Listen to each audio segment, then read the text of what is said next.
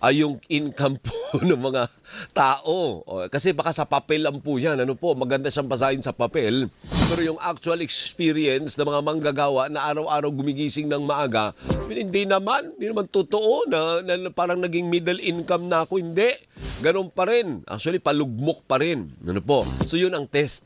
Dapat ramdam po ng kada mamayang Pilipino ang sinasabi nating umangat po tayo sa upper middle income territory. Pero dahil po sa upper middle income status ay hindi na po kwalipikado ang Pilipinas na makatanggap ng tulong sa ibang bansa, partikular po sa Official Development Assistance Project.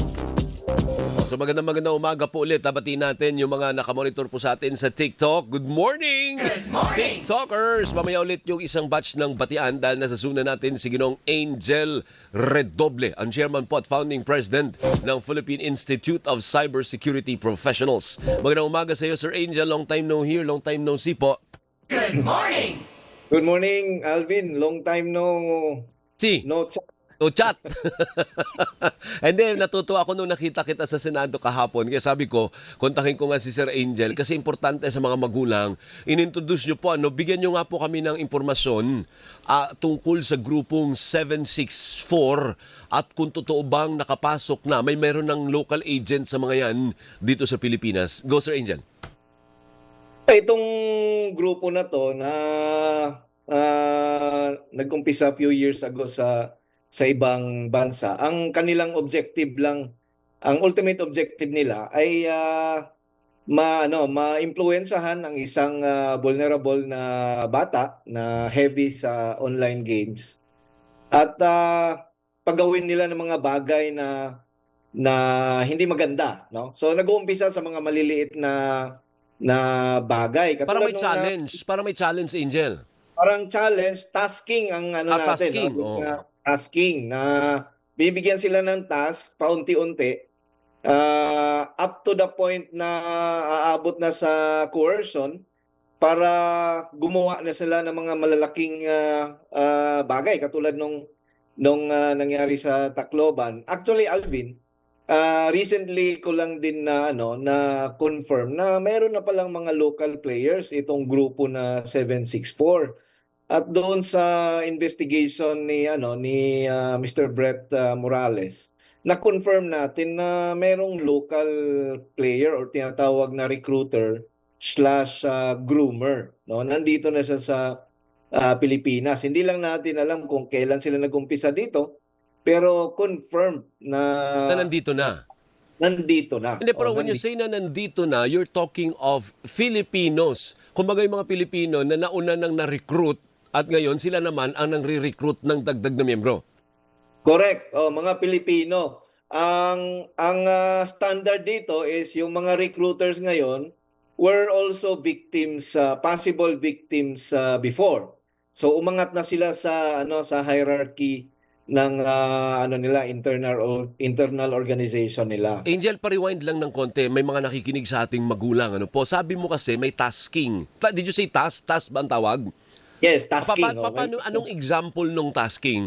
Kasi makikita po ninyo baka may pagbabago sa ugali ng inyong mga anak. Paano ba yung small tasking bago pa man mangyari yung mas violent kagaya po na nangyari sa Tacloban? Paano tasking nila? Okay, ang pinaka-concrete and factual na example yung napanood natin sa social media na yung nanay pinakwento niya dun sa anak, no, na I think 4 years old lang yata yung bata. Yung pinaghubad. Yung pinaghubad, nakita ko nga Yes. yung umiiyak ang bata. Pinaghubad siya tapos pinagtalon-talon or Oo. pinatakbo. Yan, yung mga ganong nag-uumpisa sa ganyan tapos bibigyan sila ng rewards, no? Kasi sa online games pagka meron kang mga cheats, kung meron kang rewards na natatanggap, tumatagal ka doon sa games at tumataas ang iyong level sa game. So, dahil nga babad na doon ang bata, addicted na siya sa games, ang akala niya, he or she is just doing simple things para makakuha siya ng rewards, no? So yun, nag-uumpisa doon and then yung kanilang history paggagawin ka ng mga child sexual abuse material. Sasabihan ka ngayon na mag-send ka ng mga CSAM related na mga video. Tapos pag nakuha na nila yon, magiging leverage na yon ng mga recruiters sa'yo. Mm. No? And then they will use that para i-coerce ka to do more. Up to the point na mag-self-harm ka, and then ultimately mag-suicide ka. And then yung pinaka-damage na nun is to execute stabbing sa mga other children and shooting. Iyon yung natin. Nabanggit mo kasi yung pagpapakamatay, ano po. Siyempre pag ganyan, Angel, binabanggit din natin na may mga pasilidad na nagdi-deal sa mga ganito na hindi kailangan mauwi po sa ganun, ano po. Maaari po kayong tumawag sa numero ng National Mental Health Crisis o NCMH hotline 1553. Ayan po, naka-flash po ngayon, ano po. Or 1-800-188 1553 para sa Luzon-wide toll-free landline at 0917-899-8727 para sa Globe and TM subscribers at 0919-057-1553 naman para sa Smart. Sorry, Angel, kasi pag nabanggit sa ganun ang rule namin, pag may nabanggit na anything related to suicide, kailangan may ganun palagi na paalala yung crisis hotline. Ano po? So, ngayon na alam na natin na may local players, ba't hindi natin lansagin, Angel? Pwede bang pagdadamputin natin ang mga yan? Dahil may paglabag naman sa batas? Actually, dapat talaga pagdadamputin yan. No? Kaya yung information ni Mr. Brett para sa mga law enforcement agencies, importante yon para ma-identify at masawata itong ginagawa nilang pang brainwash sa mga kabataan natin, dahil nakita na natin yung resulta, may namatay na, no? At hindi lang isa, 3 yung namatay, and then before that meron pang mga prevented supposedly na mga shootings. Dahil sa information na nakuha ng ating law enforcement agency, yung Anti-Cybercrime Group, nakuha nila sa counterparts nila sa US yata yon, no? So ang delikado kasi nito, Alvin, hindi natin alam kung ilang bata ang subjected ngayon sa grooming na tinatawag natin. Hindi natin alam yon, no? Sa dami ng online gamers sa Pilipinas, in fact, isa tayo sa mataas ang numero, no, pagdating sa gumagamit ng online gaming and social media and public chat platforms. So, hindi natin alam ngayon ang akala natin nagbabago yung behavior ng bata dahil sa gaming. Although possible naman yon, pero ang worst case scenario doon is someone is changing the behavior and the mindset of the young and vulnerable children. Ano ang magandang rekomendasyon ninyo, Angel, na nangyari na? Nandito na nga kamo yung agents. Anong pwedeng gawin? Kasi this is really sick mind. Ano po ang problema? Can you spot a groomer? Kung ikaw ordinaryong magulang, hindi mo naman may spot kagad kasi ordinaryong tao lang ang kilos ng mga yan. Ang abilidad niyan ay mangumbinsi sa mga minors na para sumali sa kanilang grupo at gumawa ng krimen. Ang tama ka doon, Alvin, hindi talaga makikita ng mga magulang yon. Kasi dinadala yung bata sa private game platforms at saka private game servers at saka private chat rooms or private channels, no? So pagdating doon kasi encrypted na yung communication doon, at saka hindi na malalaman unlike sa public, no? Nag-uumpisa sa public. Pag dinala na sa private yung bata, nag-uumpisa na yung grooming doon. So ang ngayon kasi may problema no? Kung absolutist ka, gusto mo ipaban yung mga online game platforms. Kasi yon, pag ginawa natin yon strategically, mapuputol natin o madidisrupt natin yung kung mayroong man ongoing na grooming. No? Kasi mapuputol natin yung communication eh. Pero pag dinisrupt natin yon, ah, yung mga nadala na sa private chat platforms, hindi na madidisrupt yun dahil yung communication nila wala na sa gaming eh. Nandito na sa mga chat platforms like Telegram for example, mayroong private chat channels dyan. So hindi na natin madidisrupt yun. So kailangan din natin i-block naman yung Telegram. Maraming apektado. So ano-anong susi? So that's why may role ang magulang. Ano po, from Correct. time to time, i-check mo yung wisyo, Yes. yung lagay ng Yes. anak mo, Angel. Yes, tama ka Alvin. Pero ang nakakagawa lang kasi niyan, yung mga magulang na medyo techie Yeah. or mga magulang na mayroong kaalaman sa technology. Ilang percent lang yun sa total sa entire universe ng mga gumagamit. May mga anak na gumagamit ng gadget. Napakaliit lang nun, Yeah. Alvin. Hindi, so what are you saying, Angel? Na it's just a matter of time before a similar incident in Tacloban will happen in the Philippines? Yes, that is really the sad reality, no? Oh my Kasi wala goodness. tayong data kung ano nang situation natin dito. Ang alam lang natin, mayroon ng groomer o recruiter at mayroon ng connected doon sa ganong sitwasyon like itong grupo na 764.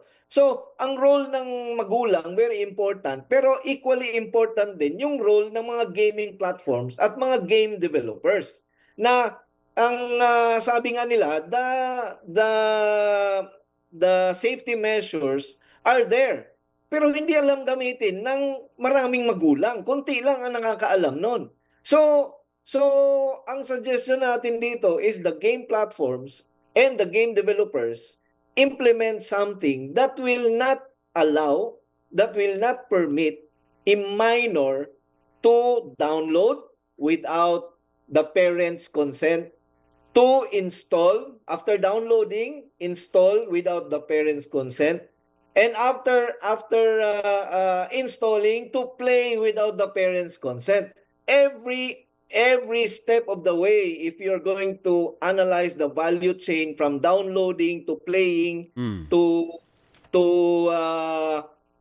grooming or victimizing, ang nakikita natin diyan walang checkpoint eh. Tama. Wala kang checkpoint diyan. So yun ang kailangan natin. Hindi rin natin pwedeng sabihin ipaubaya sa magulang kasi hindi nga lahat ng magulang may alam sa Tama. ganyan, no? And if we are going to start educating the parents today, when are we going to see the impact? Yeah, too late. Matagal, di ba?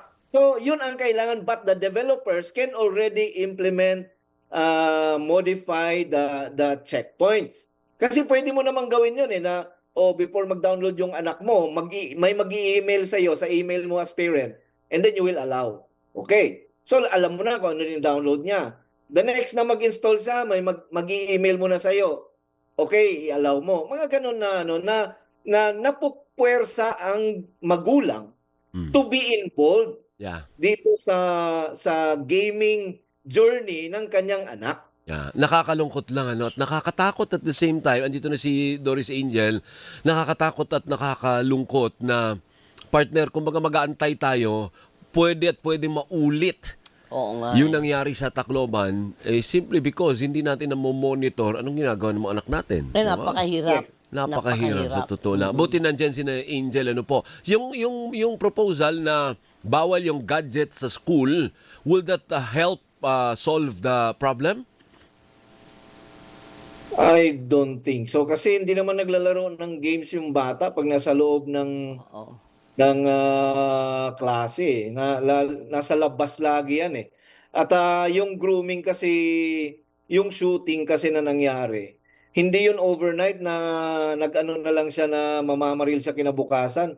Ang base doon sa research natin, it takes a while bago maimpluwensyahan yung bata to do such things, and if you are in fact ako nga mas gusto ko na dala-dala ng anak ko yung cellphone niya sa bag niya sa classroom, bawal gamitin. Pero dapat dala-dala niya para kapag nagkaroon ng emergency, makakatawag sila.